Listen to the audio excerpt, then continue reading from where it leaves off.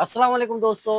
जीअं सिंधु जीअं लतीफ़ जी ॿोली जीअं त काल अल्लाह पाक ऐं सकीबा ने अमानत असांजे यूपी खां मोकिली 12,000 रुपया जंहिंमें ॻोठु लाल बख्श मक्सीअ में हिकु ग़रीब मिसकिन पोरियत खे नलको लॻाए ॾिनोसीं। जीअं त कुझु ॾियार अॻे मां चयो त मुहर्रमुल हराम जे महीने में असां वधि खां वधि कोशिशि कंदासीं त ग़रीब मिसकिन आहिनि जेके जिन खे नलके हणाइण या ठहिराइण जी वसियत न आहे, असां हिन महीने में उन्हनि खे रिपेयरिंग कराए ॾींदासीं ऐं नवां नलका हणाए ॾींदासीं। इन ई हवाले सां अॼु ॿीहर भाऊ जावेद वटि अची पहुता आहियूं। अदा जावेद तव्हांखे मोटर वग़ैरह जे लाइ मां अर्ज़ु रखी हुयमि त जी हिकिड़ा गरीब आहिनि पंहिंजो हसनपुर मोहल्ले जा, घणो ख़र्च थी आहे, बिल वग़ैरह ठाहियो अथव? जी भाऊ, हे भाऊ बिल आहे सामान सो महिनत सो इन में 1520 रुपए जो आहे।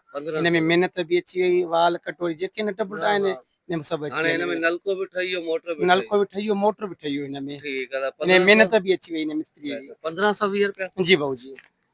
अचे, पोइ 20 रुपया त असांजी जी रियायत जी हूंदी जी आहे। बिल्कुलु।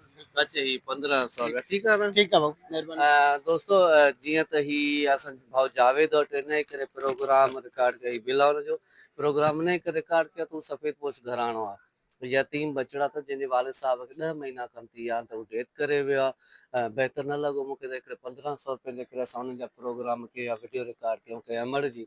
इन जे करे अदा जावेद वटि अची पहुता आहियूं। जिते हुजो, छा हुजो, आबाद हुजो ऐं दुआ में ज़रूरु यादि रखंदा रहो। महिरबानी।